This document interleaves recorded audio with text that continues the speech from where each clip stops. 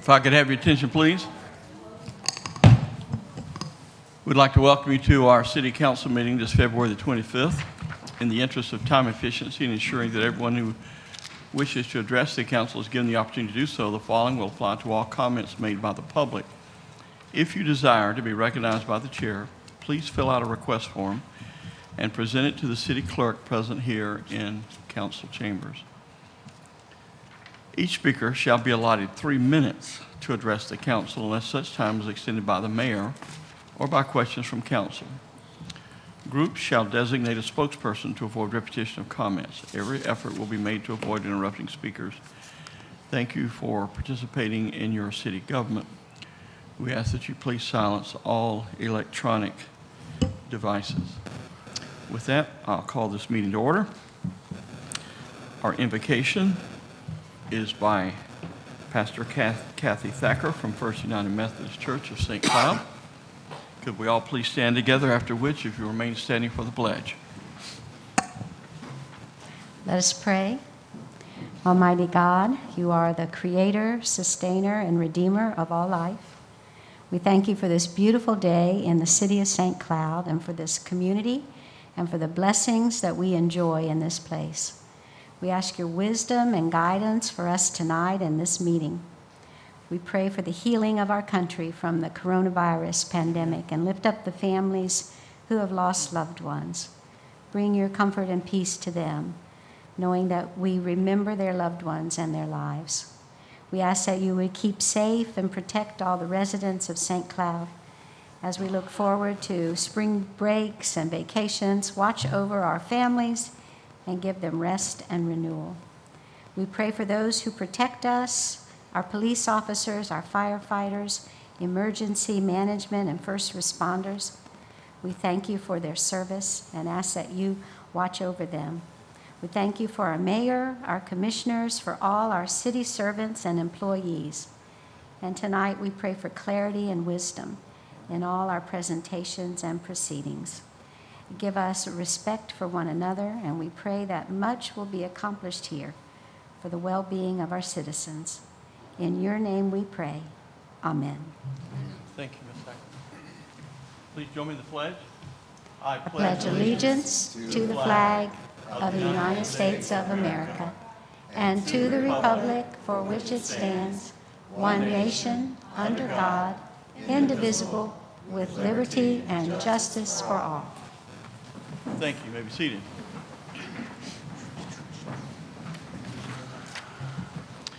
At this time, we'll ask our Madam Clerk if she'll please call the roll. Mayor Blackwell. Here. Deputy Mayor Trace. Here. Councilmember Matheny. Here. Councilmember Cooper. Here. Councilmember Askew. Here.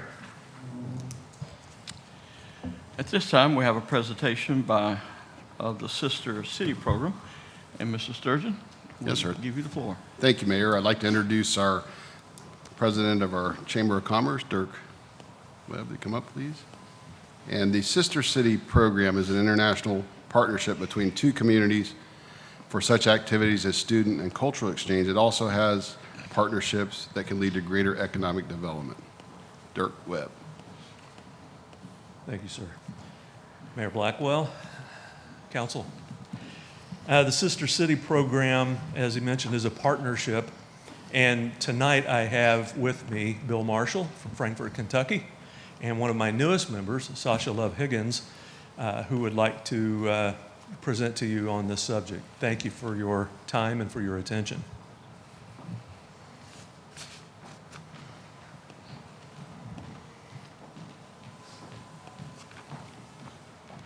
Good evening. Thank you so very much, Dirk. Thank you, Mr. Sturgeon. Thank you, Mayor Blackwell, and Council for the opportunity to be here tonight.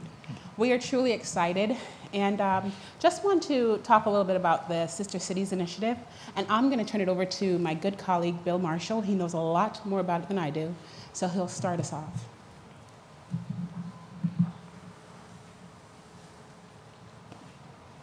Good evening, Mayor, council members, Mr. Manager.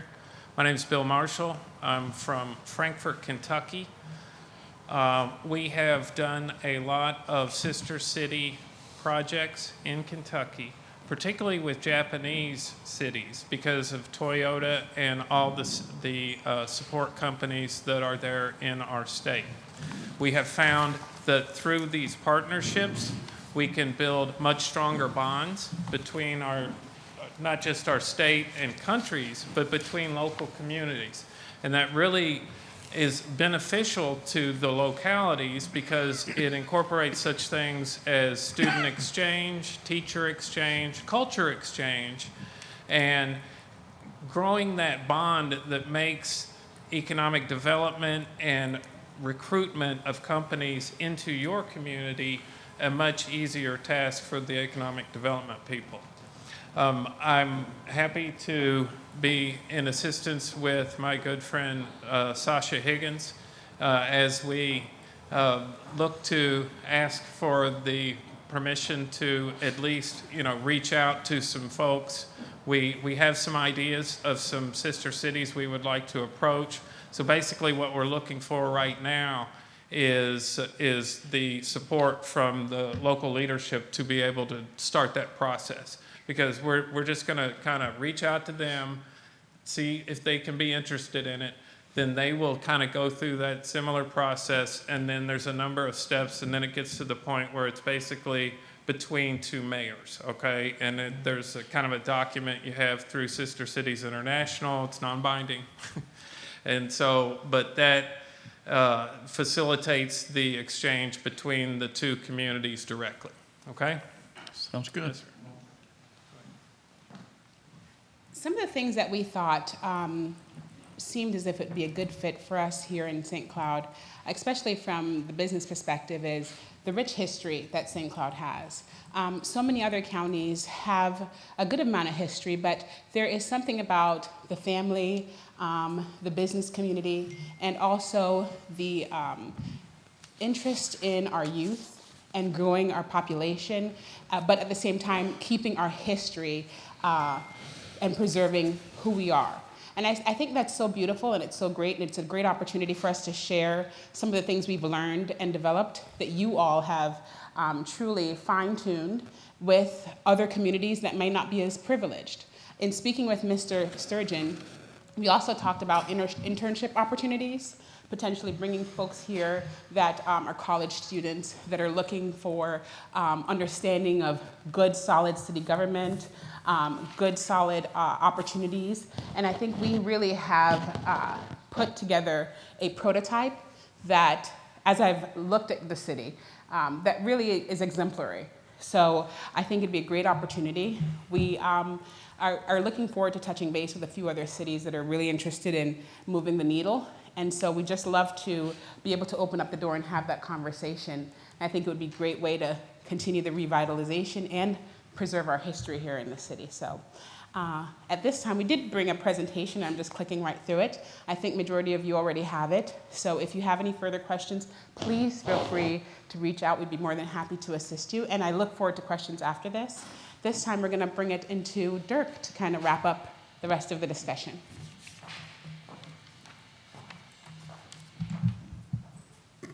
Thank you, Sasha. Thank you, Bill. So we understand the partnership then is between two communities for such activities as student and cultural exchange. Often these partnerships can lead to greater economic development as well.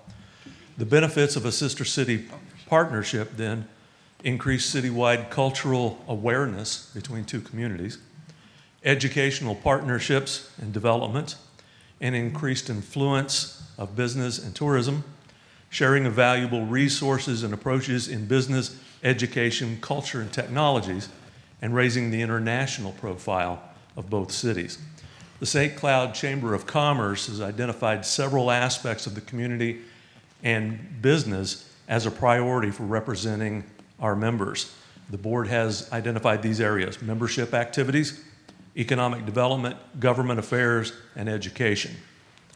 This project, as described by my friends back here, includes efforts in all of these areas, carrying the message of our membership beyond the St. Cloud-Osceola border, actively engaging and collaborating with the city's economic development thrust to promote new businesses that will benefit all of our citizens, joining forces with our elected officials and city staff to share and exchange information and ideas with similar communities. Fostering opportunity for students and educators to participate in vibrant cultural and educational experiences, enhancing their employment prospects and enriching their lives. Our first step in the process, should you approve the proposal, would be to build St. Cloud's Sister City Commission. The Chamber of Commerce would like to take an active role in helping establish this commission. The list of potential commission members could include, but are not limited to, the city manager or his designee, city council representative, city attorney, the chamber president and CEO, a chamber board representative, a chamber ambassador representative, and a chamber member representative. Finally, an education and school system representative, and I think it would be good to have the Rotary Club involved as well. The commission then would evaluate the proper structure, including funding, liability protection, policies and research, and planning for establishing a strategic relationship. In closing, I am simply asking the council to approve the creation of a Sister City Commission to explore, evaluate, and perhaps pursue participation in this program. Thank you. Well, I'm certainly intrigued by this opportunity and this means to enrich, I believe, our community and, well, to get more of our local citizens involved. And I would certainly love to see us explore this possibility and start with the Sister City Commission that you talked about. And I would certainly be in favor of that. I'd like to hear from other members of the council. Mr. Askew? Thank you, Mayor. I would be supportive of it, and I appreciate Mr. Webb bringing us up to the next level and for our city, and so I would be in 100% support of that. Thank you so much. Yeah, I think it's a great idea as well. I thought we had this already, so it's good. It's good we're bringing it up now. Thank you, Councilman. Anyone else? I thought we had it too. Thought there was a flag behind us that we had a sister city up at the. We did some with Minnesota, right? St. Cloud, Yeah, Minnesota. there was. This is international. Yeah. They actually Yeah. have, so we do have it. I know just a couple of weeks ago, the mayor from the city of St. Cloud, Minnesota was in town, and he called me, and we were able to visit for a little while, and it was really interesting, the differences as well as the challenges between our two cities, but it was an interesting interchange that we had. I would love to see this happen, certainly on an international level, and get more of our citizens involved, especially if we can get our youth involved. You can always learn something, so if you can ask questions from a sister city and be doing the same thing and learning something, I'm all for it. Excellent. Mr. Sturgeon, would you want to? No, I was just going to make a comment about the mayor from St. Cloud, Minnesota. He came looking for the city manager. I told him he was in the wrong building.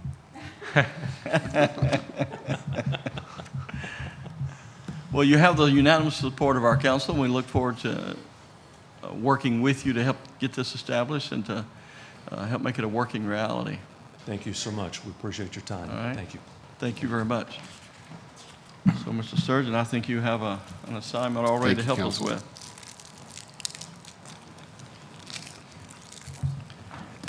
This brings us to our citizens forum. Any person who desires to comment on any item not on this agenda is provided this opportunity to address the city council. Each person is requested to complete a sign-in form to be provided to the presiding officer prior to or as soon as is practical thereafter the person addresses the council. If you have something you'd like to share, please step forward, state your name and address for the record, and please limit your comments to 3 minutes. Do we have anyone in the audience that would like to speak during the citizens forum? Please come forward.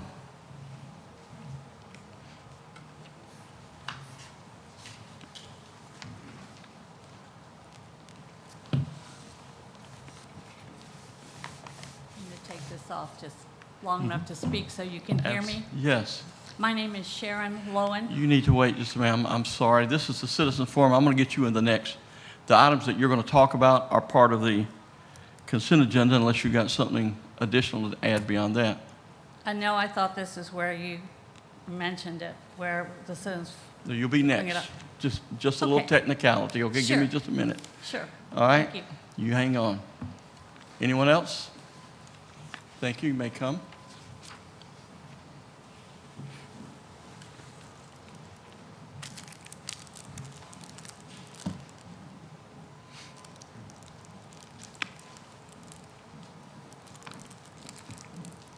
My name is Maria Peraza, and my question is, this, with the,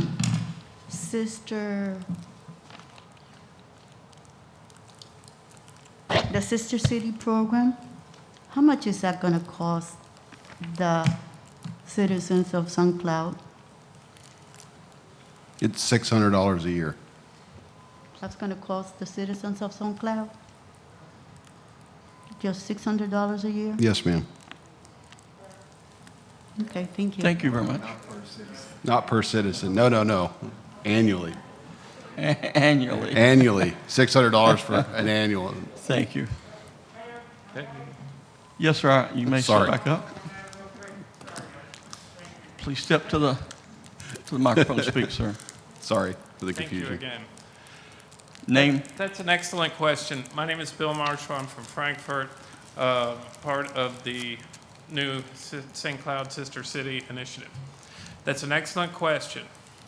What we found works best in Kentucky is if the city takes care of the membership dues, which is around $600 per year, which is not a lot of money. So the first thing you want to do is make sure when you have your sister city relationship that you have these discussions, because not just, you know, you're talking to other people, but it's people in other countries and they have other expectations that you might not know about, right? So you want to make sure you're very clear on all of these things. So the $600 per year is for membership of Sister Cities International. Now, it's not even per city. So you could have multiple cities for that $600. And then the other thing is, one of the things we discovered in Frankfurt years ago was we told them ahead of time, anytime they come to Frankfurt, they pay their own way. And anytime we go there, we pay our own way, right? So everybody knows that it's, you know, you can have a reception or something for visiting mayor and stuff, and the city might cover that. But the expense to the city itself is nominal. But you want to have a little bit of buy-in by way of the membership dues. And that's basically it, okay? Thank you. I just wanted to clarify that. Thank you, Thank Bill. you, guys. Thank you I very much. appreciate it. Would anyone else like to speak to the council? If not, this brings us to our consent agenda. The next portion of tonight's meeting is the consent agenda, which contain items that have been determined to be routine and non-controversial. If anyone in the audience wishes to address a particular item on the consent agenda, you will be given the opportunity to do so. Additionally, if staff or members of the city council wish to speak on a consent item, they will have the same opportunity. First of all, are there any items on the consent agenda that council members are wanting to address? Can we poll J? Jay? Mr. Mayor, E. Mr. Trace? Let council go Mr. first. Trace, I'm asking, do you have an item? No. Okay, thank you. Mr. E. Cooper? E. E?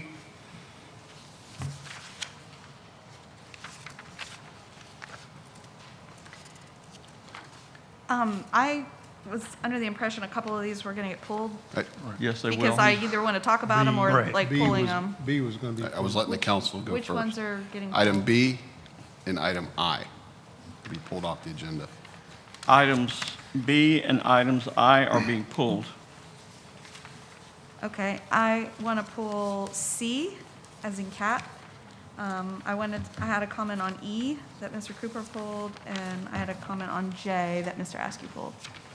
C, okay. You said C? C. Okay, yeah, that was, You just said C and the others have already been pulled, right? Yes. Okay.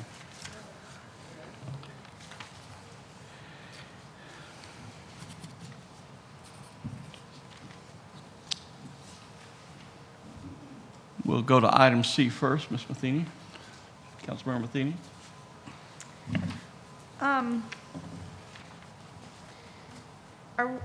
Is there any kind of presentation or anything on this master plan that is proposed for this meeting?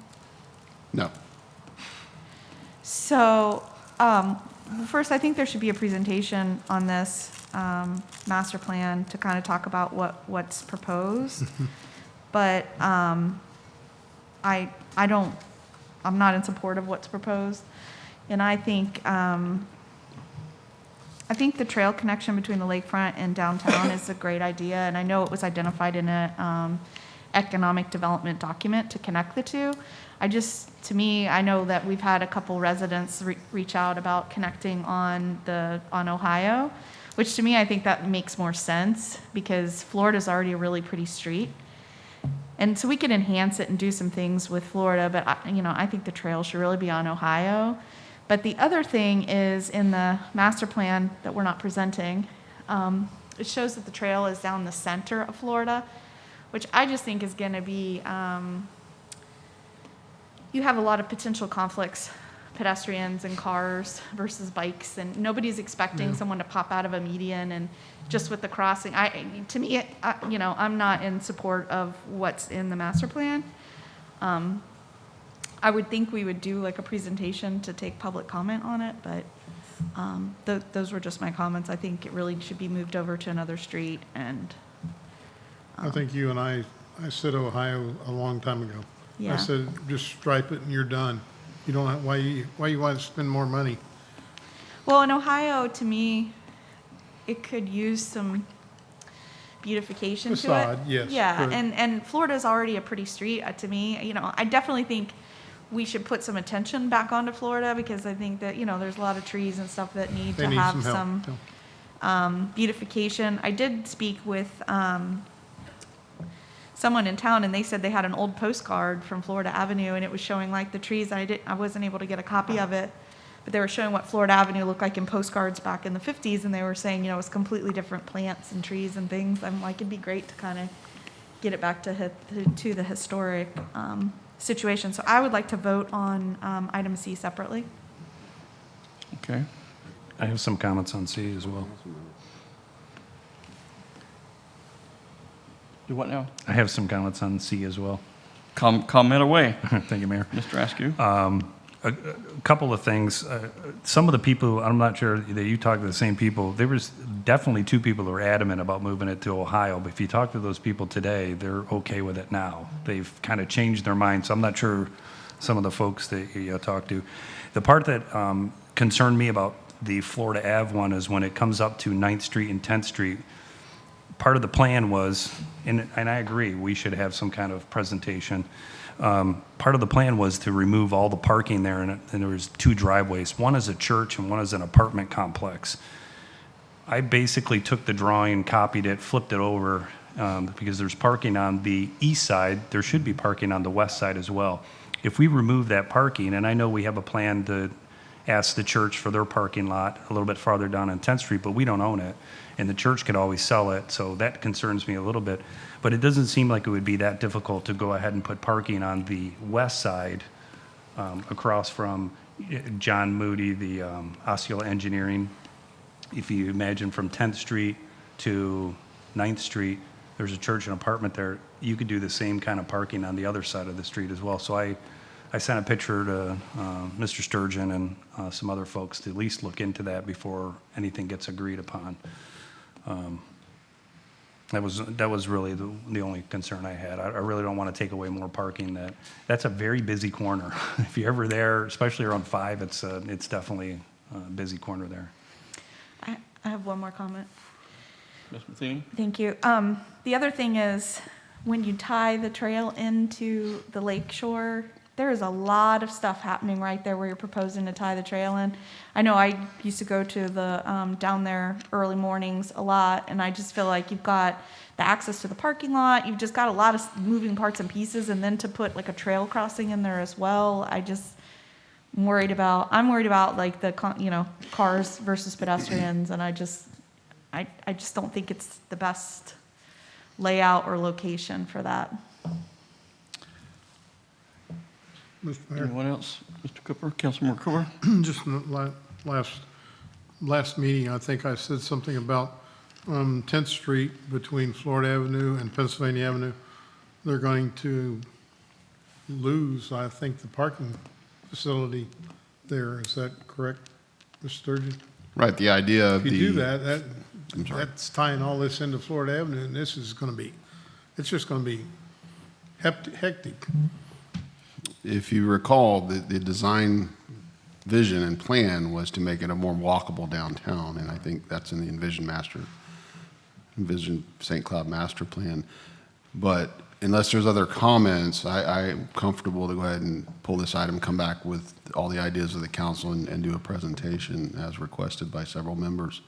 I do want to point out that we did have several well-attended public meetings and got input from the public. So apparently we're not ready yet, so we'll come back and bring back. So you're going to pull this one then? Yes, sir. And we'll Thank you, bring it Dan. back for further I just want discussion. a couple comments.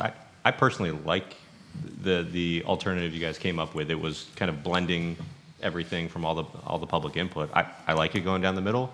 You know, this isn't construction level detail. We'll have to figure out all the nuances of how things connect and make sure it's safe. This is just, you know, the overall big picture of it. And, you know, I think we do need to figure out, you know, throughout the grid, different stop conditions to slow down traffic through all of the state streets that go north and south, because there's a lot of cars flying up and down the roads. But, you know, I personally like it going down the middle. Helps maintain the landscaping and the tree cover. You know, makes it a pretty boulevard. But we just have to work out all the nuances and kind of everyone's comments. All right. That one has been pulled. Let's move down to E. Mr. Cooper, council member. I'd just like to bring that up for a vote. You know where that's to Oakville, me. Like to have a separate vote. Okay. Any other comment? No, sir. Councilmember Matheny? Thank you. In my agenda review, we talked about this, whether it should be a temporary or permanent easement. Was there, Ms. Craig? Here she comes. She's hiding in a red sweater.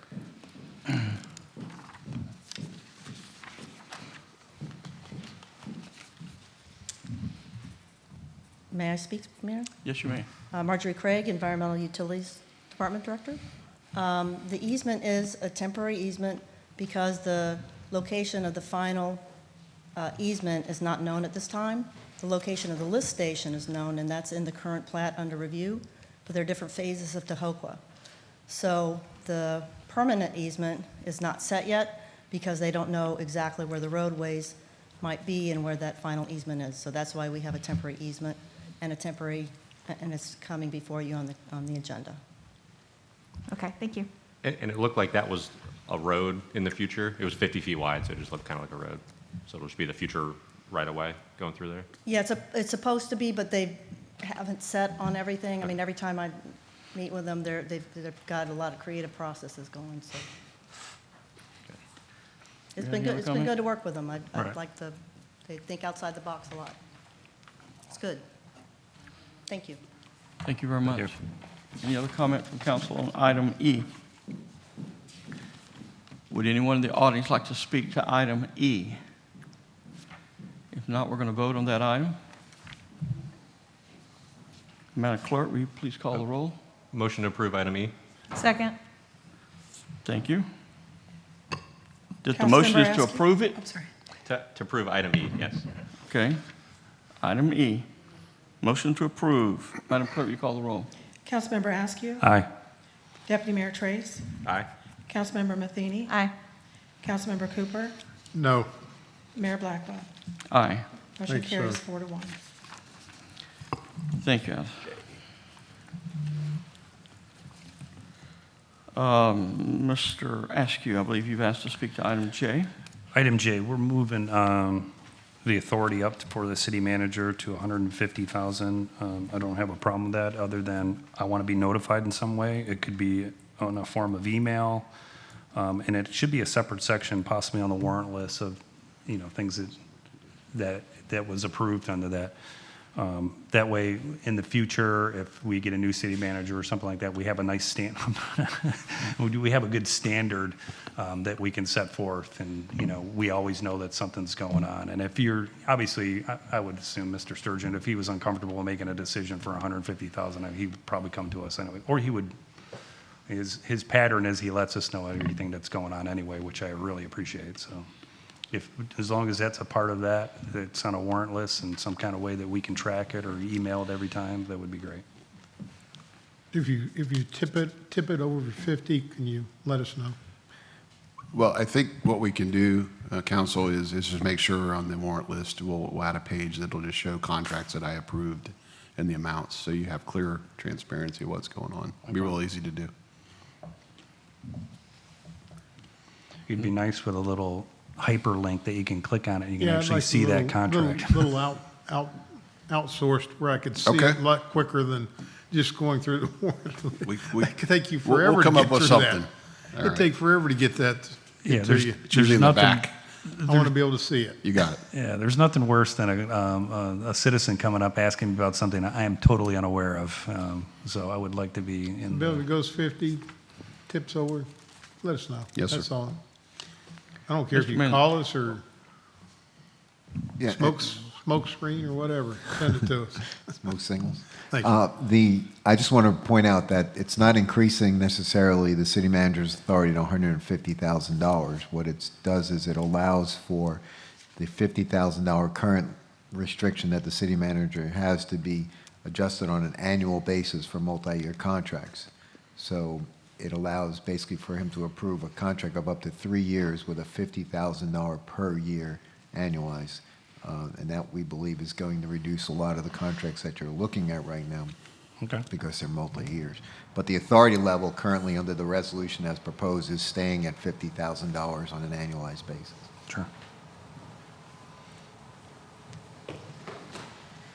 Does any modification need to be made to this in light of what? No, I was think discussed? Mr. Sturgeon has good direction as to what he is. And we had actually talked about that as something that we thought the council might like to see, just to monitor this. And again, this is a resolution, so if, while you're getting that information, if at any point you feel like it needs to change back or it needs to be adjusted in some other way, it certainly can be done fairly quickly. Okay. Thank you, Mayor.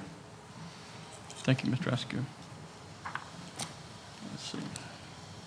I think Ms. Matheny went. Ms. Smith, do you have something else? I haven't gone yet. Get us. Yeah, so this is something I've talked a lot about with the city manager and procurement, because I know it's a lot of work on them for things that have been already approved in the budget and putting together agenda items and to come to us. But some municipalities do kind of like an FYI section. So I wonder if we could put like the renewals in an FYI section instead of burying it inside of the warrant list, but just have like a little FYI at the bottom. I know some municipalities do that. Okay. But another thing I had talked to the city manager about was continuing service contracts. So, we have continuing services contracts. They go out, and typically they're 5-year contracts. It's an initial 2 years, and then there'll be 3 one-year renewals. So I said, does this grab those contracts? Well, not really, because of the $50,000 threshold. So I just want to ask the other council members, sorry, my computer went to sleep here. Can't type and talk at the same time. So there is some language that the county uses for this situation, and I just wanted to read it to you guys to see if you were interested in it. The board shall approve any amendments and/or renewals to a contract originally executed by the manager, commission auditor, or designees, which would increase the not-to-exceed amount of the contract above the approved threshold limitation as identified. So, anything that's above his threshold. However, once approved by the board, the manager or designee shall have authority to execute agreement renewals which do not increase the annual not-to-exceed amount. That's number 1. And 2, contract amendments which do not increase the not-to-exceed amount of the contract or scope of services as approved by the board. So that would give the city manager more flexibility to renew contracts. So basically, if it was a continuing services contract and it had $75,000, he would be able to renew that as long as the $75,000 didn't increase. So I don't know if you guys are interested in doing that or just keeping it No, ma'am. as is. No, ma'am. I'm not. Other council members? I personally like continuing service contracts, and I think we should implore them more. But, you know, I need to read the specific language. It basically, I mean, and I'll let the attorney chime in, but to my understanding is, it's not holding, you know, like if we do a continuing services contract with an engineering firm, it's not going to be, it's not $50,000, you know? So all those would still come back to us on the renewal basis, but this would allow the city manager to renew them as long as the originally, like if it was $75,000 annually, as long as the $75,000 remained the same in the renewal. So, I don't know. I mean, we can, it's just something that I think would move things along faster for the city, but if, Well, and if I could, so the way we've been administrating continuing services contracts here in the city is essentially, as you've seen them and the council's approved them based on whatever procurement process we went through to get to that point. Then we have these companies, these entities on the contract, and then they are each time that an assignment or a project is determined that might be good for that contract, to use that contract, essentially we get into a different sort of subcontract, which we refer to usually as task authorizations. That has a price associated with it. So I think what Ms. Matheny is suggesting is that the umbrella contract that leads to the task authorization could be approved by the city manager. The policy that you're considering now would still apply to the task authorization. So if the task authorization exceeded the authority of the city manager, it would have to come back to you for approval. Okay. So right now you're talking about increasing the city manager's authority, leaving it at $50,000 annually with a maximum of up to $150,000 on a renewal. So by way of example, if we had a continuing service contract that was approved by the city manager using Ms. Matheny's suggestion, so it didn't have to come back to council, but the task authorization exceeded $50,000 for a one-year project, you would have to approve that task authorization. So you would still see it at that point. I think what this does, and it does help out procurement, is making sure that these continuing services contracts stay in place so that when it comes time, when they're needed, they're there, and we can bring them back to the council as needed under the authority. I think that's what you're right, suggesting. I'm talking about the Umbrella overarching yeah. contract, not the individual ones. But again, this is a resolution, so we can work on that if you like and look at some of that language. I would and- certainly be in favor of taking a look at it for sure. Yeah. Ditto, I would be. I mean, I'm fine every 3 to 5 years taking a look, and you know, if all of the departments that use those contracts, because sometimes it's multiple departments that use some of these continuing contracts, and as long as they're all like how that vendor is performing and they're giving good price, you know, quality and service, then continuing forward with it. But that's kind of a one-off basis, not just allowing 5 years plus three continuations. 8 years is a long time. That's not what I said. It's a 3-year, it's usually an initial 2 years and then 3 one-year renewals. That's usually the way the contracts are written, so it's a total of 5. Okay. Most are 3 and 2. So, and I'm sure just like every department, like if the people using the contracts aren't happy with it, they will make that known to the others. If you know, I just think it would be a way to kind of like keep things moving and help with the agenda items and procurement. We'll be taking a look at it. 3 people approved. So are Okay. we going to pull this then and bring it back, or? I think This can be approved, can it not? I think you can approve this, and we can work on some other language, and we can bring that back to, as you look at the way this is couched, this is essentially a minor amendment to your purchasing policy, and we would do the same thing to address your issue if that's Okay. how we can do that, so we could deal with it. So I would suggest, and I think staff is, and it sounds like the council is supportive of what's in front of you, Right. I would suggest if you could move forward with that, and then we can work on the other piece. I think you can bring that back now. Anything else? Member Matheny? At this time, we'll take input from the audience. Sharon Lowen. Thank you for your patience. If you'll step forward and share your name and address for the record. Sharon Lowen, 2612 Shelby Ruth Place, just 2 blocks down from here. This is my first time to visit, much less to speak, and I might have filled my form out a little bit too thoroughly. I'm not technical enough or aware of politics or processes enough to actually comment on these resolutions and specifics in them, but I do have a very serious plea to put before the council because you had several resolutions that regarded water meters, water treatment, waste management, and et cetera. As a citizen of St. Cloud, I do not feel safe using the water for which I pay. The pigging process, the ice pigging process actually took place right in front of my house because I have a fire hydrant there, and I went out and took pictures. It was rather interesting to see. But then I receive a little note from OUC reminding that we're supposed to, every year, drain our water heaters. Well, my water heater was only 18 months old, but because it's a new house, I went ahead and drained it. And when I saw what came out of that water heater, went into my kitchen, into my dishwasher, into my shower, I was appalled. I realized that I had used that water to wash over open incisions after surgery. I used it to wash my dishes, to cook my food. I drank straight from the spigot, always have, never had a doubt in the past. But this made me question my health now. And I have had no proof that the water has actually improved. I know it's a major undertaking. I know you're looking at spending money on things that have to do with water treatment and our city's water. I'm just asking you to give me water that is safe to bathe my grandchildren in, safe to drink, safe to cook with, safe to run through a dishwasher, knowing my dishes will come out cleaner. I guess depending on which dishwashing cleanser I use, right?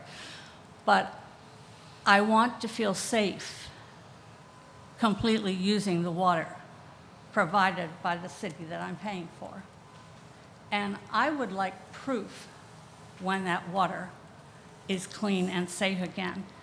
And I know I'm not alone in this. You may get lots of phone calls. I don't know, but I hear and read a lot. Just get on Facebook. You hear everything that they're complaining about, right? But I personally just want to make that plea. I want to feel safe with the water that's provided to me that I pay for. Thank you, Ms. Lowen. Thank you. Will you have staff follow up there? I'd like to have the utilities director address that and talk about everything we've done and that we do meet the drinking water quality standards, and I'll have her talk about what we've done, what we continue to do. And Mr. Mayor, if I may just, you're in the middle of your consent agenda, and these items really should have been talked about under the thing, and I appreciate the fact that people don't always understand their processes, so that if we can sort of keep the record check, do you mind addressing the consent agenda first before we get further down the road on it? You're the parliamentarian I depend on. We'll bring her up in just a minute then. Is there any other comment from anyone in the audience about the consent agenda? Could I entertain a motion for the adoption of the consent agenda minus items B, C, I, and E? A motion to approve. Have a motion from Councilmember Askew. Do I have a second? Second. Second for Councilmember Matheny. Madam Clerk, will you call the roll? Deputy Mayor Trace. Aye. Councilmember Matheny. Aye. Councilmember Cooper. Aye. Councilmember Askew. Aye. Mayor Blackwell. Aye. Motion carries 5-0. I'm going to ask Ms. Craig if you'll come on up at this time. And if while she walks up, Mayor, if I could make a few comments. First Yes, you off, may. I want to make it perfectly clear, I don't run the city off social media. There's a lot of misinformation out there and incorrect, non-factual information about our water system. This lady right here is the best in the business. She's been here 6 months. She's done the yeoman's work. And I know where that water was at a year ago. When I became manager, I was handed a mess, and we got it, and we continue to get after it. And so this stuff on social media is not correct, it's not factual, and it's not helpful. Thank you. Thank you. Thank you. Marjorie Craig, the Environmental Utilities Director. I just want to say that I'm also a citizen of the city of St. Cloud, and I live in the city. I drink the water, and I care. I care when customers are not happy. When I got here, I was made aware of the situation. Actually, I knew before I came here, and I'm up for the challenge. And we've done so much in the last 6 to 9 months, or even before I got here, to clean the water, the mayor, the support of the city council, every one of you, to conduct the ice pigging, to conduct the line swabbing, to conduct the flushing. And also, what we didn't do a lot of was public outreach in the past. So we have done everything, because, you know, technical people, we just have our heads down and we're just trying to get the work done. We've really done a lot of outreach. And what I would say is our goal is to get everything out of the system. It's treatment resin, but I'm not suggesting that we want that to be in your water heater or anywhere, for sure. And if somebody is experiencing this, I want to know about it. I can't fix it if I don't know about it. So if you're having problems, if you're seeing the color, if you're seeing something, please contact us. Contact me. My email's on the website. My phone number's on the website. My customer service staff will take it. We take all of the information that we get. The customer contacts for watercolor have greatly reduced. We've even had no calls about it. And it's very common to have some level of calls about watercolor in any utility system. And I've been in the business for many years. I hate to say how long, because I'll just say I started when I was a small child.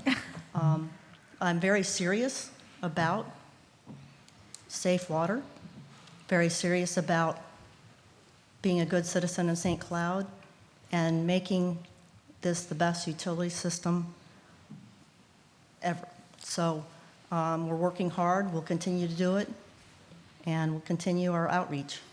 So I would like to get the customer's number and contact information and hear about what you've been experiencing. I probably live around, very close by. Be happy to come see it. And I make that offer to anyone. Thank you very much.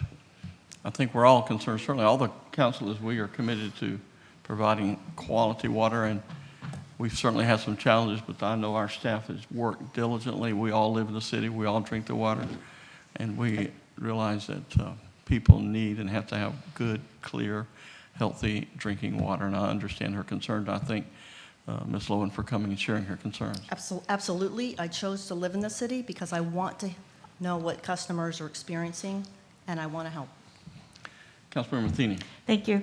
I was going to ask you, I think you kind of touched on it, but if we could get with Ms. Lowen and go to her house and see what Absolutely. she's experiencing and test the water and try to give her a peace of mind as far as the water that's going to her system, that would be fantastic. Absolutely. That was the intention. Thank you. Marjorie, I think the only thing for this lady, if there's still got a problem and you can't get it clean, a whole house filter is going to be about the only thing that you could use. I started this 2 years ago and said we needed to do this where we got the efficient coming through there, the ooze and stuff that was coming through there, the color. A full filter would do it. I know you'd have to change it every 2 or 3 months, and it would be a cost that would be probably on your back, but it would be, at least you would be 100% know that it would be clear. I'm still back at the ice picking machine. I think we should have bought that. I said 20 times I've said we need to buy this. I still don't know why we're not. Could you tell me why I'm not? Absolutely. The ice picking machine, we looked at actually at purchasing the ice picking machine. The company that did the ice picking decided not to do it anymore. They went a different direction. The lead person that was on our crews actually is working for a different company, and they will be purchasing that ice picking equipment. While the ice picking equipment would be a good thing for sometimes, it's not something that would be used all the time. Maintenance. The cost, we feel that the cost, after evaluating it, that the cost would be prohibitive. You'd have to add crews, you have to, while the cost is high to conduct the ice picking, you can only do that in the short runs. So if you have a long run of pipe, you really have to do the line swabbing. So, and as you already know, the line swabbing puts customers out of water for 2 days because you have a precautionary boil water notice. And so you can't conduct the ice picking everywhere. So we did evaluate it and felt that this was the best recourse, but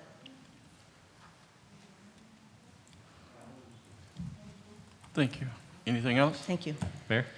We did consider it strongly. Councilmember Trace. I just want to thank Marjorie and her team. I think the customer service has been great. Anyone that reaches out to me, I hand it over to you guys the next morning. They're out there checking on whatever issue it is. Customer service isn't great. The situation that was handed to you wasn't the best. We're doing the best we can with it and trying to make it a better program. Thank you. It's the worst nightmare for a utilities director, but the team that I have working on it is really the best in the business, so Thank you. thank you. Thank you. Thank you, Marjorie. With that, we come to our public hearings. Madam Clerk, will you read the first item? First reading and introduction for ordinance number 2021-09, an ordinance of the City of St. Cloud amending the City of St. Cloud Police and Firefighters Retirement System, amending Section 1 definitions, providing for codification, providing for severability and provisions, repealing all ordinances in conflict here and providing an effective date.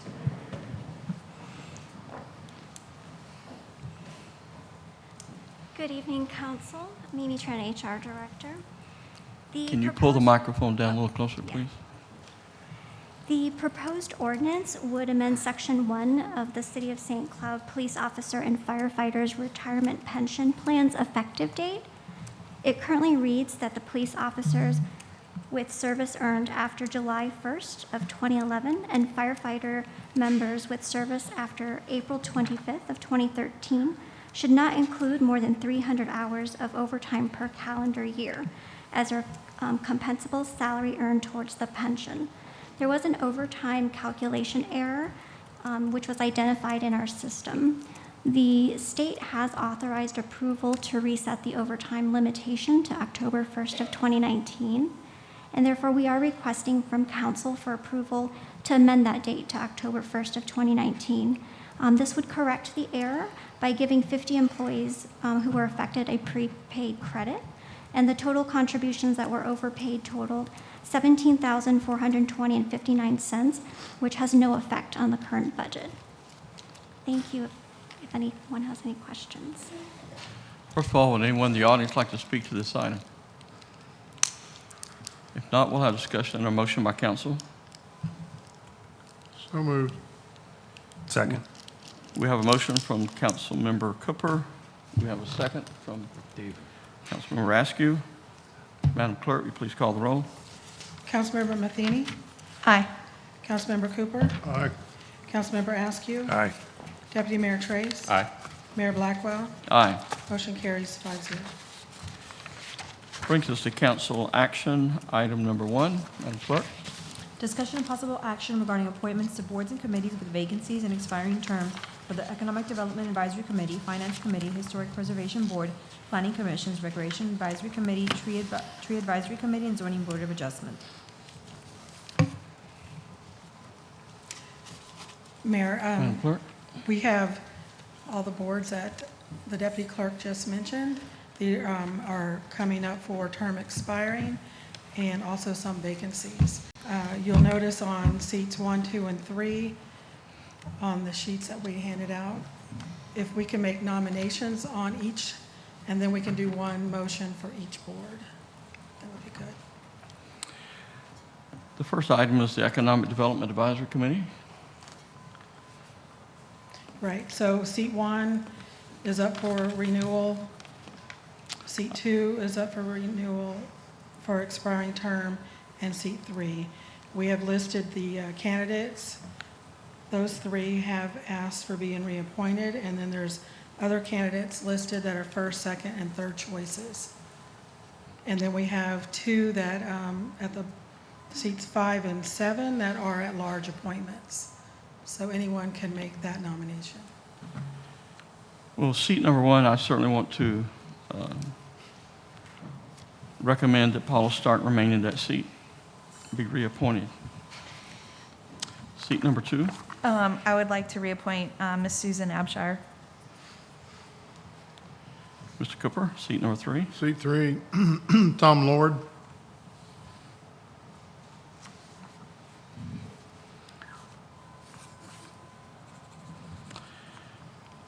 And then we have seat seat 6. number 6 is an at-large seat. Samantha Collette. I would like to nominate. She has not.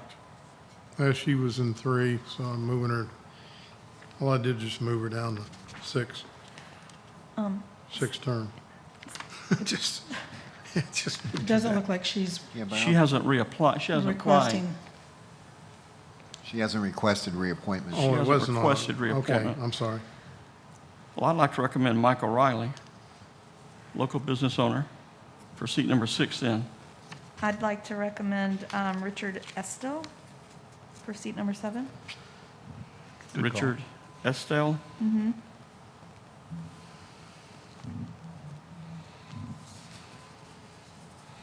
Anyone else?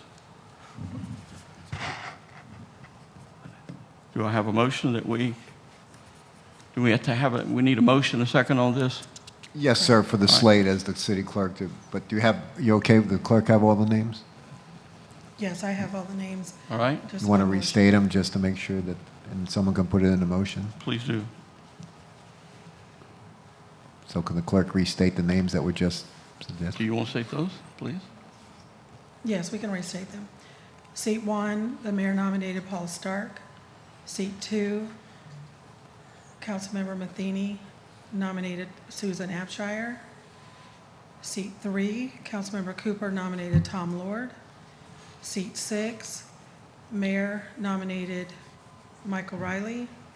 Seat 7, Councilmember Matheny nominated Richard Estelle. I make a motion that we appoint these individuals as have been named to the Economic Development Advisory Committee. Do I have a second? Second. Have a second from Mayor, Councilmember Askew. Madam Clerk? Councilmember Cooper? Aye. Councilmember Askew? Aye. Deputy Mayor Trace? Aye. Councilmember Matheny? Aye. Mayor Blackwell? Aye. Motion carries 5-0.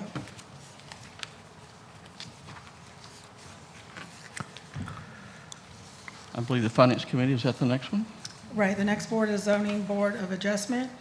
Seat 4 and Seat 5 are up for reappointment, and those are both at-large appointments. I would make a motion to reappoint Megan and Dan.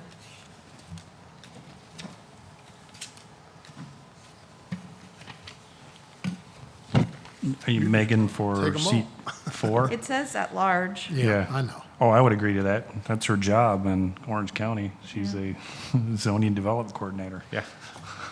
And so you are recommending Marshall and Dan Hartwick for Yes. reappointment.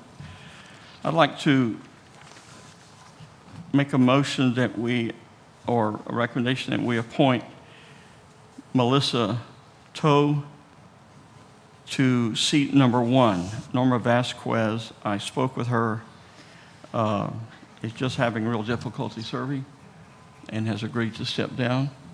And so she was unable to attend any meetings last year, even though they only had just a couple. They were excused absences, but she's going to have a difficult time serving. So I'd like to recommend Melissa Toe for that. So have we received a resignation for that seat? Not official. We can get that if the mayor has commented that he has spoke with her.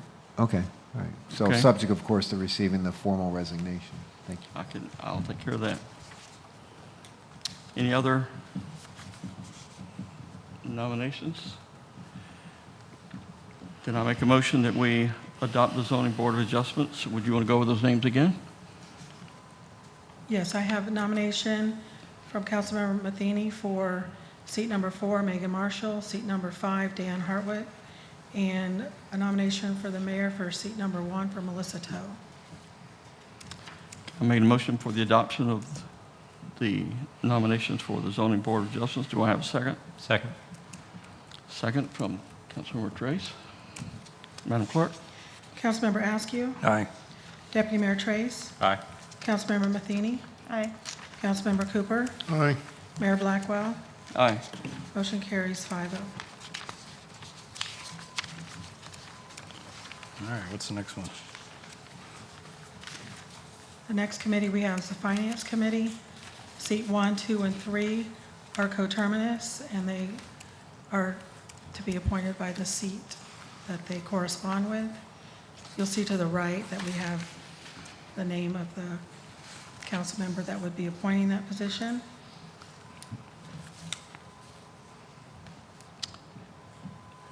Did you, first of all, I would recommend that we reappoint Thomas Darnell to seat number 1. I don't see He's where not on the He list. didn't I'm sorry. reapply. Yeah, I only No, see no, no, where I'm one sorry. is asked. Yeah, I looked over my note here. Ashley Piskar, however how you pronounce her last name, I talked to her. She's willing to serve. That was her first choice. She's highly qualified.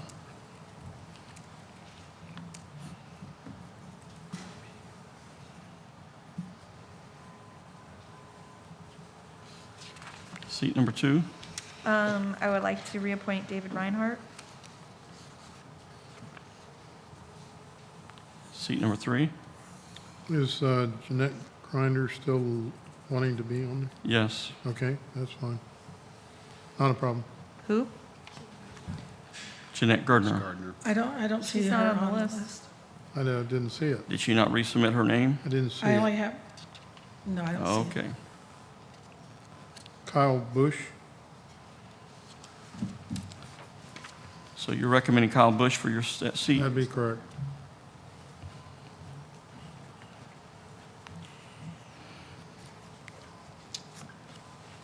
What about seat number 5?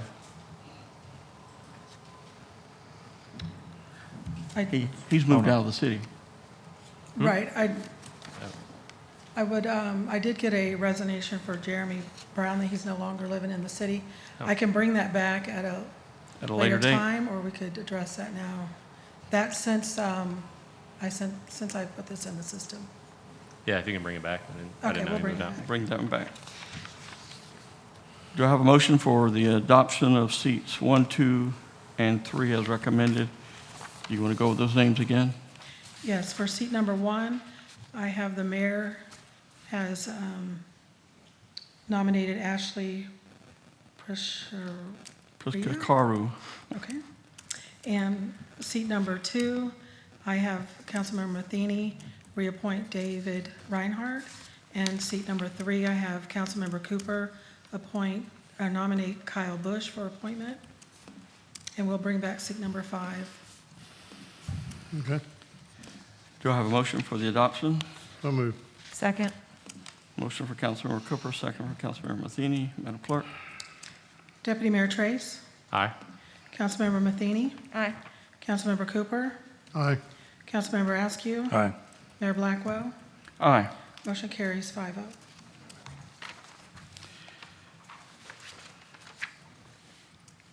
The next board we have is the Planning Commission.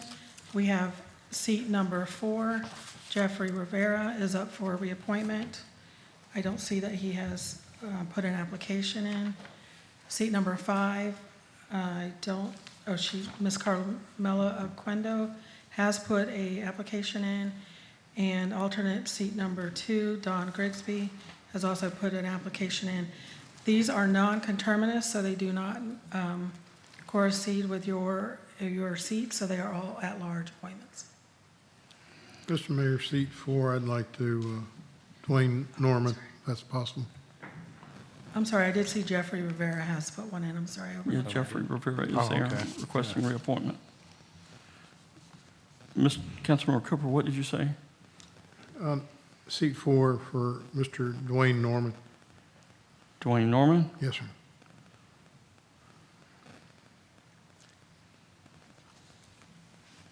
And not Jeff Rivera.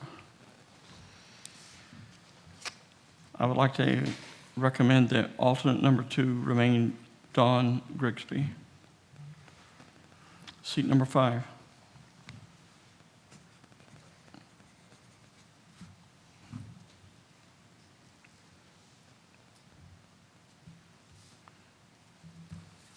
He's requesting reappointment.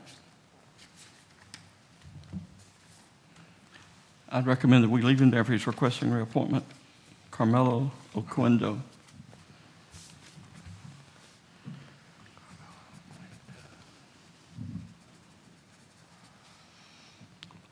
Is there any other discussion? Motion to approve. We have a motion to approve from Councilmember Askew, right? Yep. I'll give that a second. Madam Clerk? Councilmember Matheny, Aye. Councilmember Cooper, Aye. Councilmember Askew, Aye. Deputy Mayor Trace, Aye. Mayor Blackwell. Aye. Motion carries 5-0. The next committee we have is the Recreation Advisory Committee. This is a coterminous board, so seat 1, 2, and 3 do coincide with the seats of the council, and we have alternate 1 and 2 is at-large seats. The only ones we had that request for reappointment is Dan Hartwick, Thomas Richmeyer, and Thomas Lord. Alternate 1, I would, for Michaela Goetz. I was going to recommend Michaela for seat number 1. Me Oh, too. okay. I had her for seat I'll 2. retract that. No, leave it. That's fine. Well, I didn't want her, That's just an alternate. an alternate. so- I wanted to be in seat number 1. Yeah, I would rather Okay. see her there myself. Great. Thank you. Okay. Gifted young lady. Michaela Goetz for seat number 1. Seat number 2. Councilmember Matheny. Colby Urban.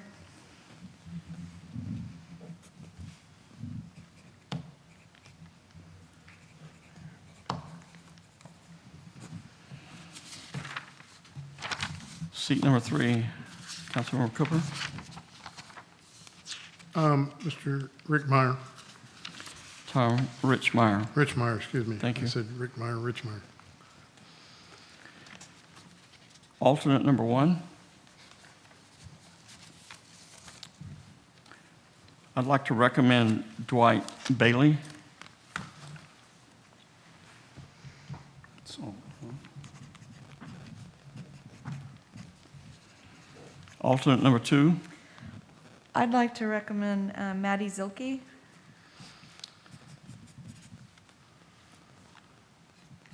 What was that name again? Maddie Zilke. Okay, Maddie Zipke.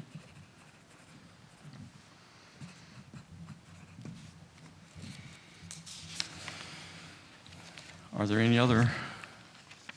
I think that's everybody. You said alternate 2? Yes, Maddie Zilke. Motion to approve. Second. We have a motion from Councilmember Trace and a second from Councilmember Askew. Madam Clerk? Councilmember Cooper, I had a quick question, Mr. Mayor. Is alternate 2 that Thomas Lord had asked to be on this too? You can't be on 2 boards at the same time, correct? You can, depending on which boards there are. You can't be on 2 quasi-judicial boards, so really you Yeah. can't be on the Planning and Zoning Commission, can't be on the Board of Adjustments, probably can't be on the CRA board, and then those are the boards that you can't have Right. simultaneous service on. We'll say these 2 that Tom Lord is wanting to be on, could he do that or not? Well, he wants to be in the Recreation Advisory Committee is not a quasi-judicial body, so he could serve on this and another, and another, even another quasi-judicial board. No, I got you. Okay. Thank you. Madam Clerk, please call the roll. Councilmember Cooper, Aye. Councilmember Askew. Aye. Deputy Mayor Trace. Aye. Councilmember Matheny. Aye. Mayor Blackwell. Aye. Motion carries 5-0.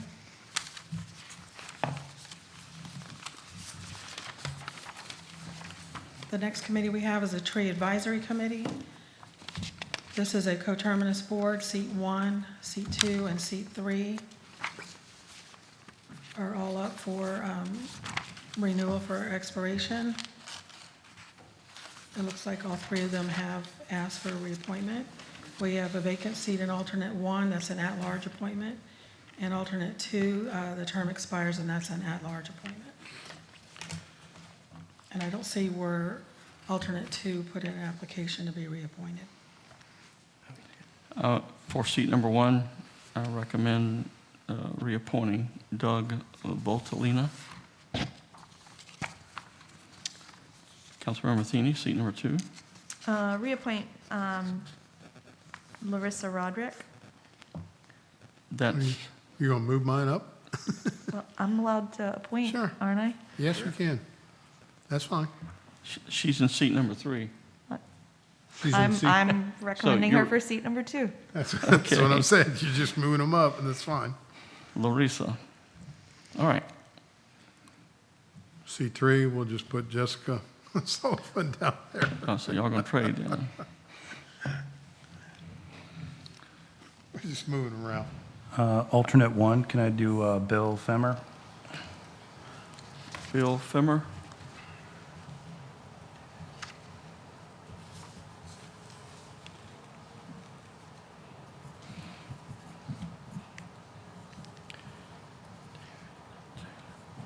Then for alternate number 2, I'd like to recommend David Lee. Okay, good.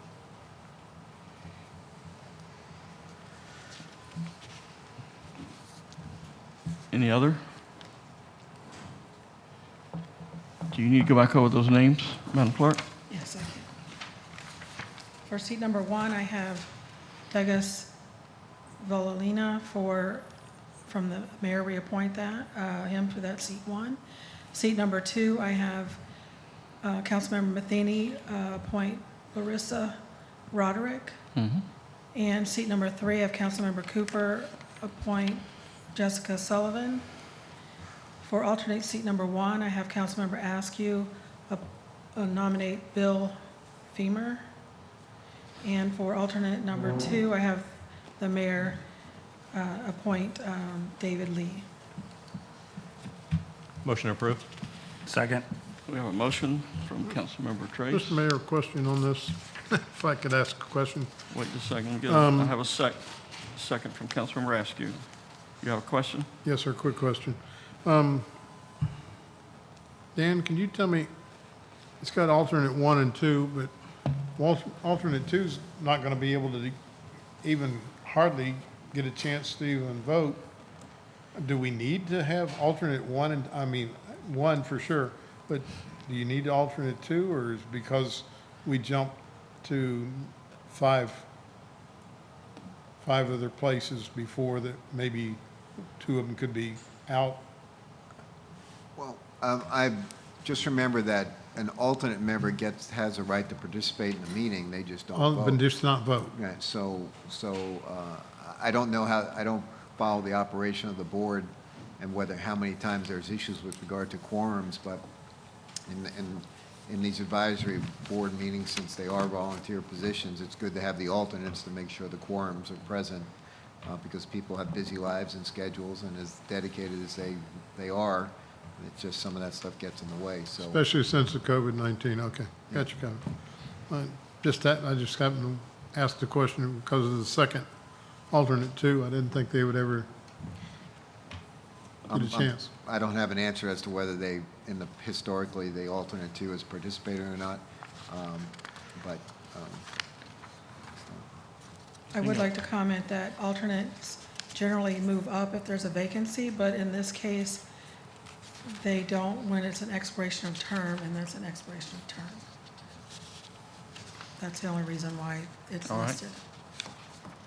So, but we do need 2 alternates, you think? We did, in the backup, we did add the the attendance log, and you would be able to see, Not all five ever attended the same meeting of you would be the, able to see who attended what meetings. Correct. And if anybody had missed those meetings. Okay, gotcha, go. so they've needed the alternates to have a quorum for those meetings, it looks like. It's good to have it then, I guess. Okay. No. Okay, thank you. We have a motion and a second for the approval of the Tree Advisory Committee recommendations. Madam Clerk? Councilmember Askew. Aye. Deputy Mayor Trace. Aye. Councilmember Matheny. Aye. Councilmember Cooper. Aye. Mayor Blackwell. Aye. Motion carries 5-0. Brings us to the Historic Preservation Board. You'd like to speak to that first of all? Correct. Seat 1 and 2 are vacant positions. Seat 3 is for a renewal for Bobby Bryant, and she has put an application in. And seat 4 is also vacant, and these are all at-large appointments. For seat number 1, I'd like to recommend the appointment of Olive Horning. Seat 2, Colby Urban.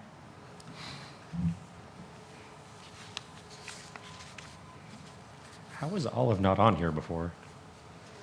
I know. She Right. definitely needs to be on there. Seat 3. She has requested reappointment. I'd recommend Bobby for reappointment. I would second that. Seat number 4.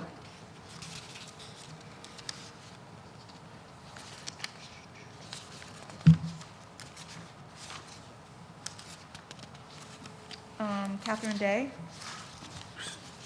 Catherine Day. Did we want to move up one of the alternates There we go. that are requesting? And then backfill the alternates with a new applicant? That's up to, I'm okay with that. Move up Elizabeth Lamag, like move Jeffrey Gerstlauer to alternate 1. Are we allowed to do that? Elizabeth? And then put Catherine Day in as alternate 2. That's good. would you like to restate that again? So alternate 1 goes to seat 4, alternate 2 goes to alternate 1, and then Catherine Day goes to alternate 2. Seat 1 alternate vacant goes to who now? So it would be Bobby Bryant, then it would be Elizabeth Lamag, Paula Tony Richard, Jeffrey Gerstlauer, and then Catherine Day. Clear? You have that, Madam Clerk? Yes, I do. Could I have a motion? So moved. I have a motion, Councilmember Matheny. I would do a second. Madam Clerk? Deputy Mayor Trace. Aye.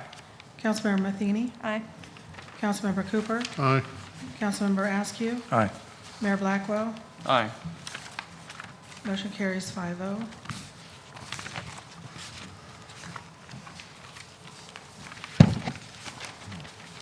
You have anything else for us? And that is it on that. We'll bring that 1 back. Did we get any applicants for the Metro Plan Citizens Board either? The board that Metro Plan had advertised Yeah. for, that went straight through their offices. We didn't handle that one, but Oh, okay. I haven't heard if we Okay. got anything. Can you check with them for the next meeting when we bring back that Yes. other seat?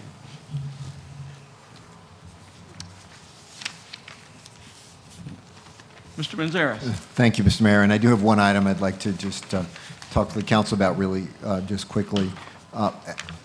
For several months now, the city has been working with the Stopper Group and some other water utility providers in the Central Florida Water Initiative group with regard to proposed rule changes that the Department of Environmental Protection was thinking about implementing. These potential rule changes had the negative effect on the city of potentially reducing the city's permitted water allowance under our existing consumptive use permits. The city hired the firm of Gunster Yoakley, who specializes in this area, to help work with these potential rule changes and to try to head them off at the pass before the Department of Environmental Protection moving forward. Unfortunately, on February 9th, the department announced that they are moving forward with these rule changes, and they provide notice to all the interested parties that the time period to either accept the rule changes or to challenge them starts to run. So the clock is ticking now, and the city needs to file a response to these rule challenges. As I indicated, the potential rule challenges will have a significant negative impact on the city. As I understand it, it would reduce the city's currently approved allocation by 1.6 million gallons per day, which would put the city in the position of having to find alternative sources to make that up. It's been estimated that those alternative source costs could cost the city between $18 and $20 million if the rule passes and the city has to make up that currently permitted use. Unfortunately, due to the DEP's action, we're in the position right now where we have to respond to this challenge. As indicated, the Gunster Yoakley firm has been working with that, and I just wanted to give the council a heads up that they will be filing a petition to challenge the rule. It has to be filed very quickly. We assume it'll be filed by March 1st. Of course, as we move forward with this and as we get more information, if options arise to be able to resolve it, we certainly will bring those back to the city council, and we can talk about those at this point. But right now, it's imperative that the city move forward to protect its rights under the existing consumptive use permit, and the Gunster firm will be moving forward with that. So I just want to make sure everybody was aware of it now. Once the petition is filed, we'll make sure you get a copy of it so that you can see it. So, any questions on that? Thank you. That's certainly a huge issue that we certainly need to resolve, and we certainly need to move forward as quickly as possible. Right, and I will tell you that there's plenty other utility entities that are in a similarly situated situation. So there's a large group of individual utility companies that are going to be challenging this rule also. You going to win? We certainly hope for the benefit of the city's water system that we are successful in either that Gunster is successful in either just stopping the rule or at least working on a revised rule that would be in the best interest of everybody. Thank you. The only other item I had was to remind you, I think they sent out email invitations for the ethics training that we're going to do in April. The dates are going to be April 7th and April 21st. We're going to do them completely through Zoom. We'll try to get it done, and we'll do it earlier in the day so I don't bore you to death and put you to sleep. What were the dates on that again? April 7th and April 21st. I think that's correct. Yeah. So we'll do those, and and then we'll also once we do complete it, or even we as you know, it's not only you but your CRA board members that serve also have to do the training also. So we'll make sure it's available to them, either for them to attend those Zoom sessions or we'll record it so that they can see it afterwards. Councilmember Matheny. Do we have to attend both of them, or is it one or the other? No, you have to attend both of them. It's two-hour sessions. Remember, you have to do 4 hours, so we've broken it up into two-hour sessions. You promise you're not going to bore us? You just said that. Come on, sleep. I did not promise I'm not going to bore you. Okay. Having done this several times, and I appreciate the intent of the legislature in doing this, except the material doesn't change enough on an annual basis to make it fret. It just doesn't change that much.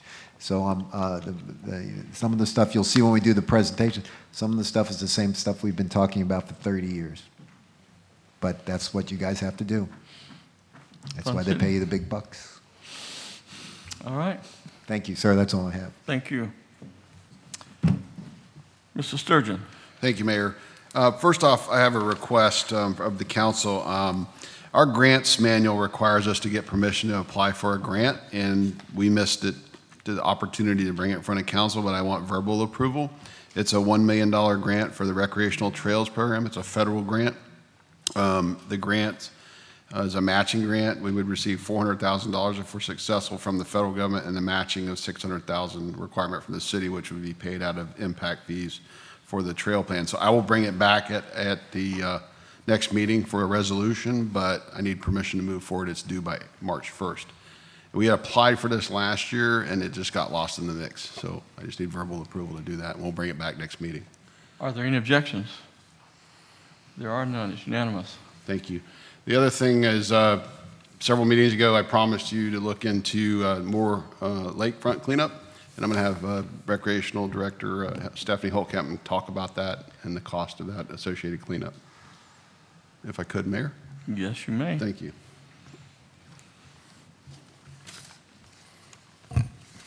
Good evening.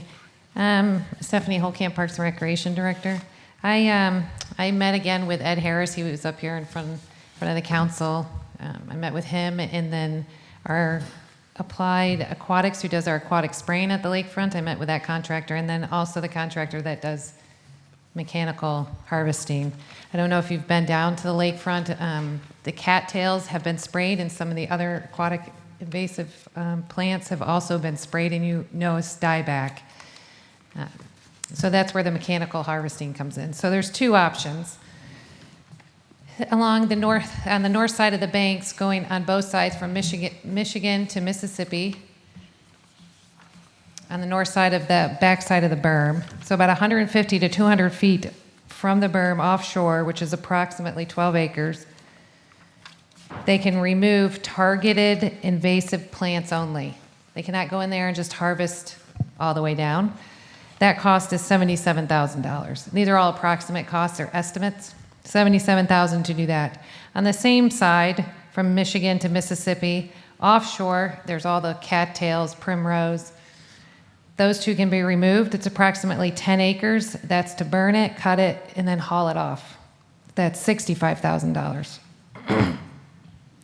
When we get to the west side, the same thing. North of the berm, about 100, 150 feet from there, out into the lake, there's approximately 10 acres that they can remove targeted invasive plants only, $65,000. A little further offshore, there's about 30 to 40 acres of cattails that would be able to be removed, to burn, cut, and haul off, approximately $184,000. So if we just wanted to do on the back side of the berms, the total cost would be roughly $142,000. Excuse me. If we wanted to do just the cattails offshore, approximately $249,000. If we wanted to do both options, just off the north side of the berm and the cattails, it's about $391,000. Mind you, when I say targeted invasive plants, that does not mean we can go in there and harvest all of that vegetation out. Also, if we clear, let's say, 30 acres of cattails, 50% of that 30 acres, which is 15 acres, we have to allow vegetation to grow back. If vegetation doesn't grow back naturally, we will have to pay to have somebody plant vegetation back in that 15%. Which can be native vegetation, can be the, not as high as cattails, it could be the shorter vegetation, but there's a risk, so this price could increase. And if cattails do decide to grow back, we have to leave 15 acres of them. They'll come back, trust me, they will come back. They will come back. Do we have any questions? Yes, Councilmember Trace. Oh, I was pointing to. He was pointing at me. Pointing at you? Yeah. Thank you for all that work, Ms. Holtkamp. I mean, I would like to see maybe like an aerial image with it shown, because I know the thing when we just went through the drawdown and the cleanup is, and you kind of think it's going to be like clean, and then a lot of stuff is left, and so then everybody's like, why is all the stuff left? Well, that's the selective clearing. You can't just like clear cut everything. So, I mean, just from verbally telling me selective clearing of a certain number of acres, I don't really know what that would look like. I mean, it would be nice to maybe see like an aerial marked up, like what would get cleared off or something, just because I can't really make a decision. And then also, where would the funding come from for this? That was my second question. Parks and Rec. No, we cannot use impact fees for this. Parks and Rec impact fees for this. It would be general fund dollars? Yes. if it's Yeah, approved. so I would just, personally, I would like to kind of see a map and see what we're talking about and where it's located and. So to answer your council member thing, it would be beneficial. We can't, it's very difficult for me or for Ed or anybody to come here and show you a map and say, you know, this area, that area, because it's very, especially when you're talking just north side of the berm, it's very sporadic of what we're going to be able to take out. So I would request if anybody wanted to actually go out on the airboat and we can show you exactly, you know, the west side is, the west side is probably the biggest part of the projects, but we could take you out there and we can show you exactly, because just showing you a picture, I just want to make sure before we commit to this type of funding that we're all on the same page about what it's going to look like when it's done. Yeah, I guess that's what I'm thinking is like you go do all this work and then the average person standing on the lakefront is not going to see a difference. Right. Yes, And they you're will be. removing stuff that's most likely going to come back. It's going to come back. Oh, yeah. I'd like to take a look and see it. Okay. Yeah, that's okay.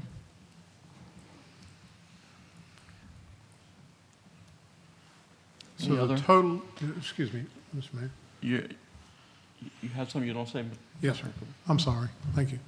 So the total amount, if we do everything and clean up as much as you can, the total would be how much? The estimate's about 391,000. Okay. It's only one time that you can get it done, and that's now, or just sit and do nothing. So, I mean, we can clear, we can do this work, but I would feel more comfortable taking you out and showing you, because just so you understood, we can't just take it all out.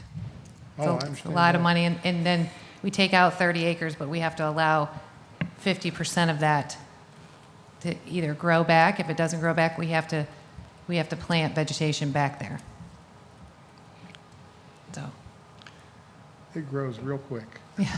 I can tell you. I would certainly recommend before we take any action that we allow some time for the council members if they want to go out and take a look at it. Doesn't sound like a wise investment for me right now. Mayor? Yes. So if we know that this is something that we want to do, can we go after like state funding, talk to Representative Hawkins, things like that, and maybe try to put it in for next year and see if we can get funding that way? We can certainly look at that. Also, you know, we have some time here and coming into the budget process, we can put money in the budget to do this. Right now, it's not a budgeted expense, but we'd be glad to do that and looking for other grant opportunities. I'll have finance look at that, see if there's some other. But we did ask for the aquatic weed control funding again this year, so. Okay. Which we do every year. Anything else? No, thank you, Mayor. So you're thoroughly confused? No. No, we got Oh, it. yeah. I guess I'll contact everybody and schedule Give us appointments to go out, opportunity, Millie. yes. Yes, Good. thank you. Thank you. Mayor, that's all I have. Thank you. Thank you. Councilmember Trace. I'm good. Councilmember Askew. I'd like to bring up a little topic. We were doing a lot of changes, Chisholm Park, the lakefront, and we are basically a licensed seaplane base now, and I think that we're part of our way out of our playing field. What I'm getting at is that I would like to see if we can hire somebody like Avcon that helped us get the seaplane base, so they can help us with third-party stuff, you know, gas and things like that, and give us a recommendation. I think we're way out of our league, and I think that advice would be really good for us, especially when we're designing the lakefront in Chisholm Park. You know, what scares me is we're going to do Chisholm Park, and then we'll find out, you know, if you just left this here and the planes can come up and park on the grass, you could have this giant airplane flying thing. We just don't know that. I don't think I'm expert at it enough, and I'm not sure staff is. So I would ask, like, maybe we put some money aside, or I think Avcon cost us 17 grand to do the entire thing. I could be wrong, but, you know, something where we can feel confident, somebody coming in front of us and saying, hey, why you're designing this, why GIA is designing this, this is what we would recommend you do for fuel, if you want fuel, or how you want a plane to land, or where they're going to park themselves. Because if you look at the designs that we're getting right now, it's impossible. You can't park the plane where they're putting it. So they're just throwing stuff out there, and hopefully it sticks. I would rather throw stuff out there knowing that it will stick, you know. So I guess I'm looking for council to go, yeah, let's see if we can look into it. Maybe Mr. Sturgeon can bring back us and say it's going to maybe cost approximately this much. Maybe we get citizens involved, maybe pilots, I'm not sure. But I really don't want to go into this whole design phase and then go, boy, if you just did that, you could have did this. So it took a little while to get the seaplane base. I think we're here. You know, it would be nice if it was clear what direction we were heading in, and if we did this, and maybe we can factor in 1 year or 5 years out or whatever. So I'm looking to council to say, hey, do you think this is a good idea? Do you think that we should direct the city manager to, you know, to try to head down this path? I'm scared what's going to happen. We're going to design the lakefront. We're going to design Chisholm Park. It's going to sit on the back burner. Nothing's going to happen, and then it's too late at that point. You know, you're not going to design it in, and it could be a simple design. So, yeah, thank you, Mayor. First off, I met with staff the other day and had this exact discussion. There is $100,000 in our budget right now for a seaplane base feasibility study. As you know, we've done the lakefront master plan conceptual. You guys have seen that, and I agree with you on that. That's probably not the best design. And then once we do the feasibility, we can do the seaplane master plan, and then that fits in with the lakefront master plan. So we do have money budgeted for that, and I just want to move that forward. And if I could get consensus on that, we'll start working on it, and we'll go ahead and get Avcon under contract. You got 100,000 where? In our budget. Where at in the budget? In Public Works. Are there any objections to that? You got four thumbs here, I know. How much money are you going to spend? You going to spend all that 100? Well, I don't know what the cost. I know Avcon. I have no idea, but the whole idea was both engage them and then also complete the feasibility study. I don't think it's going to cost $100,000. Well, I hear 17,000. I hear 100. I don't know what we'd have to do a scope of work. I was just trying to remember when we asked them to help us, and that was about. We'll have to come back. Obviously, that's going to exceed my authority as a city manager. We'll have to bring it back to the council, so we'll work on that and get it back in front of you for permanent action. I appreciate it. Thank you. One more thing. I have to thank Parks and Rec for their brand new beachcomber device that's going to make our beach look beautiful. So thank you, Parks and Rec. That's it for me. Thank you. Excellent. Councilmember Cooper.